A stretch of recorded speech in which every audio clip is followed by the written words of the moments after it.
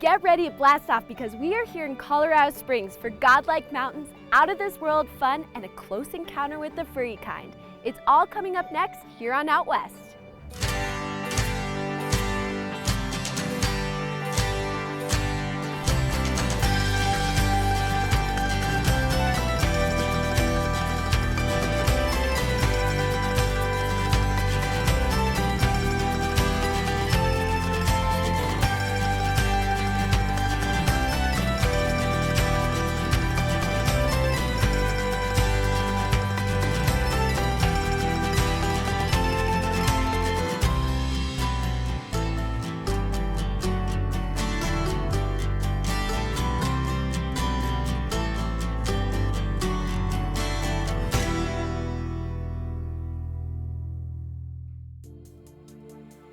Hi, and welcome to another exciting episode of Out West. Today we are in Colorado Springs at Garden of the Gods, which is a quick hour outside of the Front Range.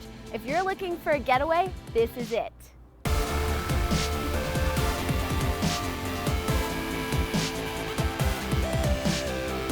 Here in Colorado Springs, just nestled at the base of Pikes Peak, you can hike and bike all around Garden of the Gods to find some of the best views around.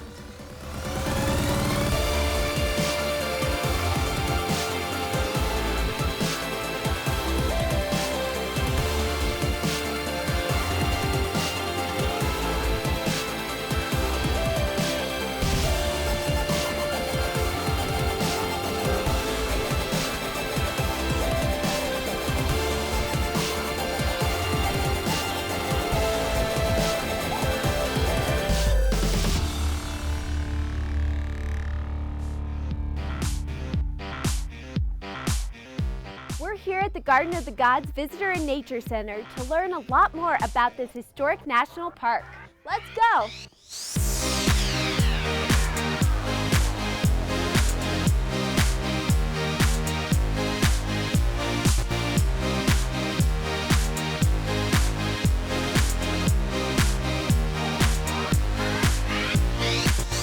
I'm here with Dolores at the Garden of the Gods Visitor and Nature Center. Hello. Hi, pleasure to have you here today. Thank you. So tell us a little bit about this center. It's not just your typical visitor center. No, not at all. 2015 is a really special year for us. We're actually celebrating our 20th anniversary. And we have had a brand new multi-million-dollar renovation. So this is so much more than a visitor center. It's really a museum. And we have 2 new exhibit halls with all high-tech interactive exhibits. And really our purpose is to get the younger generation to connect to nature through technology. So there's tons of educational opportunities and most importantly, a whole lot of fun. That's great. So we part of this museum was a little sneak peek of this really cool video. Tell us a little bit about that. Well, we have a brand new movie called How Did Those Red Rocks Get There in our new GeoTrekker Theater. And I would really call it more of a movie experience. It's an amazing journey through geologic time and space, and it is well worth $6 for kids and $4 for children, right. Proceeds benefiting the park. It is just, it's amazing. And there's so much more to do here as well. I mean, we have a wonderful cafe, an award-winning gift shop, 2 new museum exhibits, 2 new galleries, and we actually run rock climbing, Segway, and Jeep tours out of here. And I know you had some experience with the Segway. I did, yeah. Not so great at it yet, but more practice. So one of my favorite exhibits in here is the Wall of Changing Seasons, and we actually have a time-lapse camera looking out over the gateway of Garden of the Gods Park, and you can actually dial in to your birthday or your anniversary or a blizzard or a beautiful sunset, and it is so much fun to see the visitors interacting with all the new exhibits and just having a great time. And on a cloudy day, you can still see Garden of the Gods and Pikes Peak through the gateway. So you guys are open 365? 362. We're only closed 3 days a year, but okay. Pretty close. So we're always here for our world travelers, our local travelers, Colorado locals, we just enjoy having everybody, and it's such a great outing, great experience. People coming here from all over the world to see the #1 park in the United States, which is Garden of the Gods Park. Wow, that's an incredible honor, and it really is. I mean, we beat out Central Park. We're kind of, feeling like really great about that. But, it's amazing. We get about 2 million visitors in the park every year, and we get about 600,000 to 1 million visitors here at the Visitor Nature Center. And to be honored as the #1 city park in the U.S. has just been amazing for all of us and all of our interpreters. And we partner here with the City of Colorado Springs and, of course, the Garden of the Gods Foundation. Right. And a couple other groups. Our Friends of Garden of the Gods group, which does a lot of educational pieces. And so this is an amazing organization. And really, when you look out our window and you see our skyline of Colorado with Garden of the Gods and Pikes Peak in the background, doesn't get much better than that. Well, thank you so much. This has been just a beautiful experience. It's been great. You guys have to come on up to not only see the breathtaking views outside, but to check out all the nature and the museum exhibits inside. Thank you again. Thank you so much. You guys have to come up and visit Garden of the Gods Visitor and Nature Center. Up next, we're taking a spacecation. Don't go anywhere.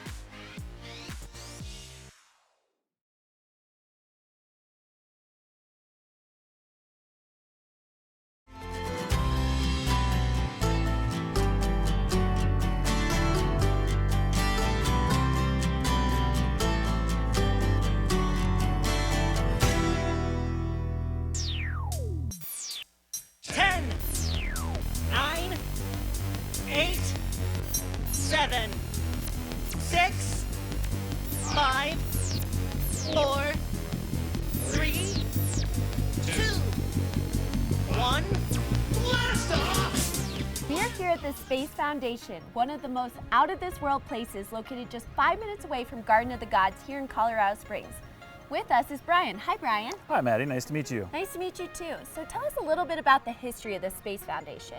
The Space Foundation was originally set up in 1983 when Air Force Space Command was set up at Peterson Air Force Base. Okay. Just 3 years ago, we moved into this fantastic facility to create Colorado's first dedicated space museum.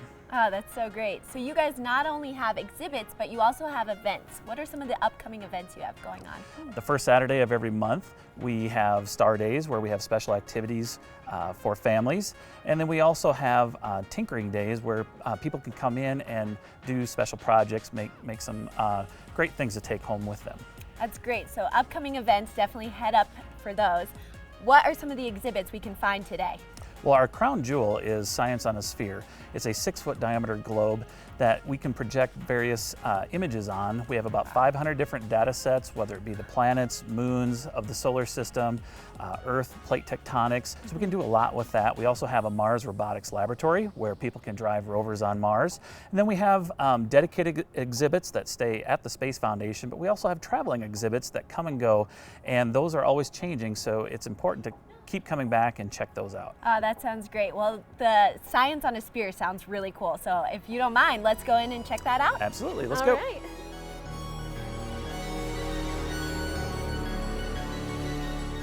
We are here with Jamie at the Space Foundation. Jamie, tell us a little bit about this room. Okay, so where we are is we're in the Northrop Grumman Science Center, and we are featuring Science on a Sphere.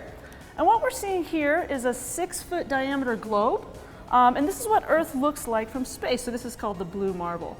So we offer field trips, we offer shows for the general public, we have themed lectures. Today we have an astronaut here doing audience with an astronaut. So this is how we use our facility, but in particular Science on a Sphere we use as a learning tool. That's great. So what other features can you see just besides looking at Earth?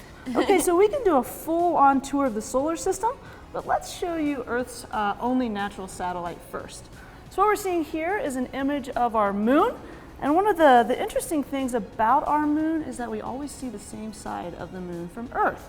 So we never get to see the far side of the moon here unless we send spaceships.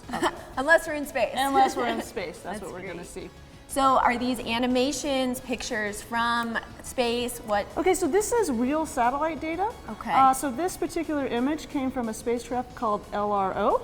And one of LRO's main functions was to study the moon to see if there was water on the moon. because eventually we want to go to Mars. And we know here on Earth that we need water to live. We know water is the key to life. And so our future is sending people to Mars in the next 20 to 25 years. So right now we're doing research, we have rovers on the ground, and we're training people to get ready to live on another planet. So, speaking of Mars, I heard you guys have a Mars exhibit. We do. So we have a Mars robotics lab where we bring our general public and we bring students in to learn about the Martian geology. They learn how to drive rovers on Mars. That sounds great. Well, let's go check out the exhibit. Jamie, thank you so much. All right, really thank appreciate you. it. Thanks for coming.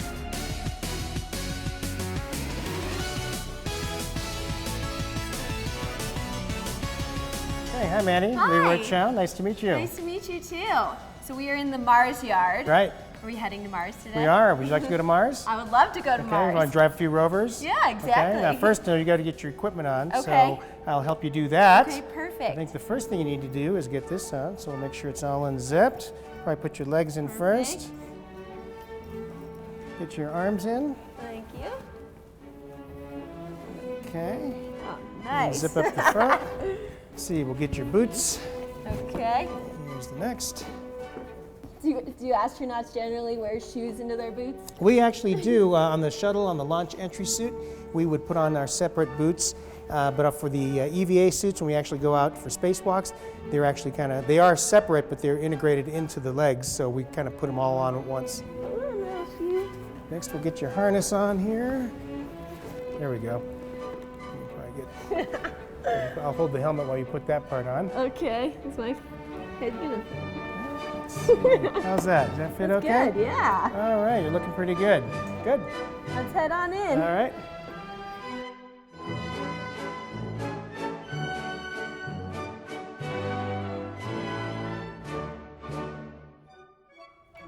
Okay, so we're on Mars now. And we're here. This is a little bit different than what you were doing. That's So right, yeah. Tell us a little bit about your history and Sure. your life as an astronaut. Okay, yeah, I was an astronaut, a NASA astronaut. I flew 4 missions into space. I flew on 3 space shuttles, and then my 4th mission I trained with the Russians, and I flew on a Soyuz, and I was the commander of the International Space Station for 6.5 months. So you're not flying anymore, but you're still part of the Space Foundation. Right, so I left NASA about 9 years ago after Okay. a 15-year flying career, but I still do very much involved in space-related activities, and including here at the Space Foundation. That's great. So we're on Mars. Right? And we're going to drive rovers. We're going to drive some rovers. Okay. Right. So you've got your suit on, you've got your controller, and you're ready to go. So go ahead and you can go forward and backwards with this lever. Okay. Right, just like that.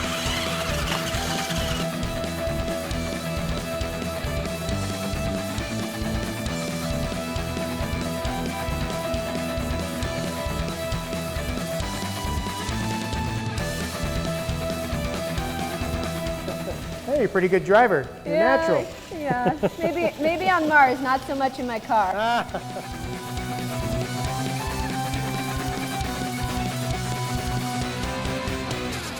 And we have rovers on Mars. We do right have now. rovers on Mars that are robotically operated.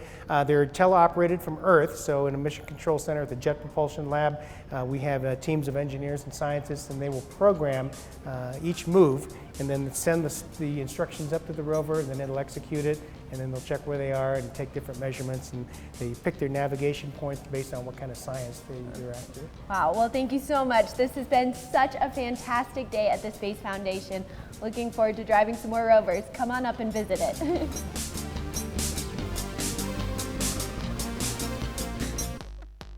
Don't even think about changing the channel because things are about to get a little wild as we head over to the Cheyenne Mountain Zoo.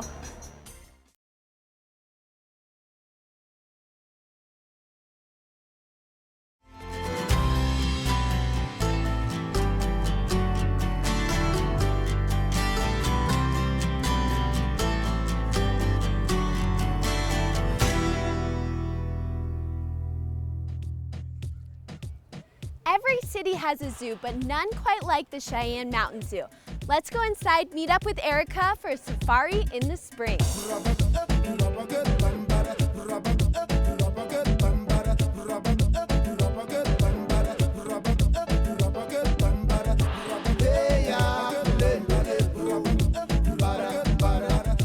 Hey,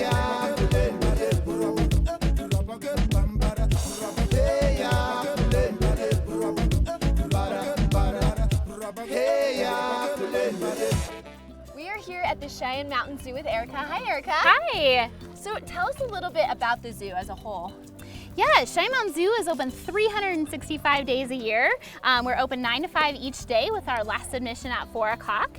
So people can come see us every single day if they'd like. Oh, that's great. And feed the giraffes every single day. Yeah, at Cheyenne Mountain Zoo we have a ton of up-close animal encounters. We're most well known for our giraffe. You can also feed our giraffe 365 days a year. We have 17 giraffe in our herd, but we also have the opportunities to feed budgies, which are Australian parakeets up in our New Australia exhibit. And we also offer at various times of the year the opportunity to feed an elephant during elephant snack time. So we have lots of up-close encounters with animals, and people really love this zoo for that. So we actually just fed the budgies and the elephant.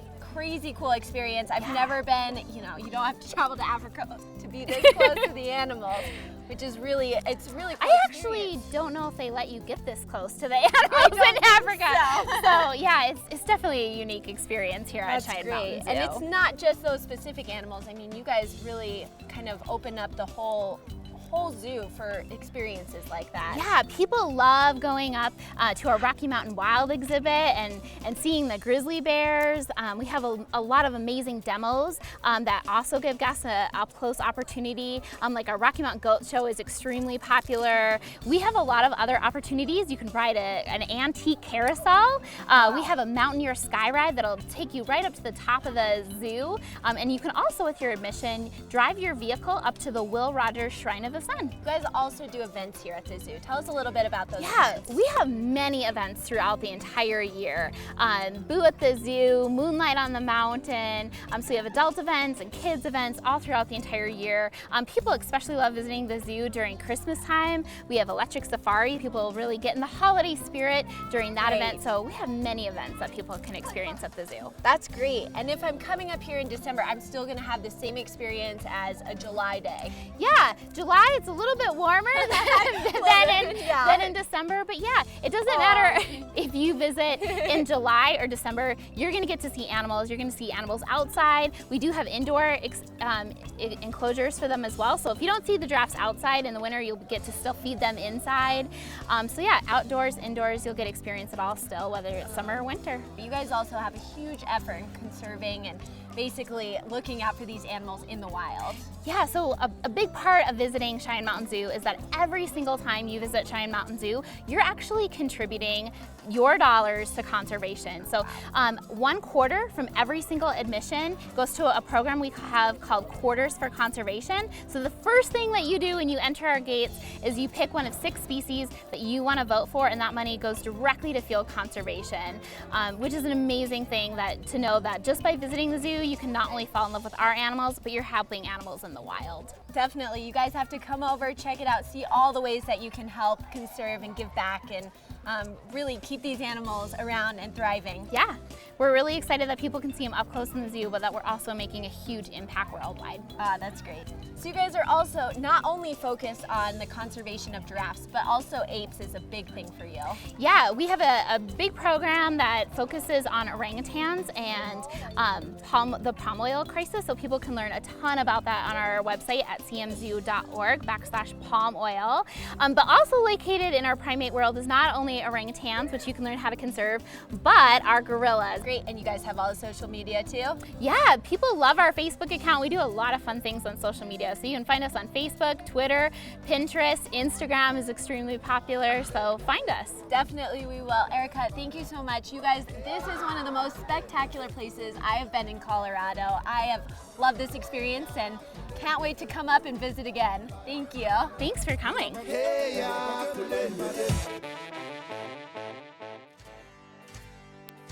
I have had an incredible day here in Colorado Springs. You definitely have to come up and check it out because only you can truly experience Colorado. We'll see you guys next time.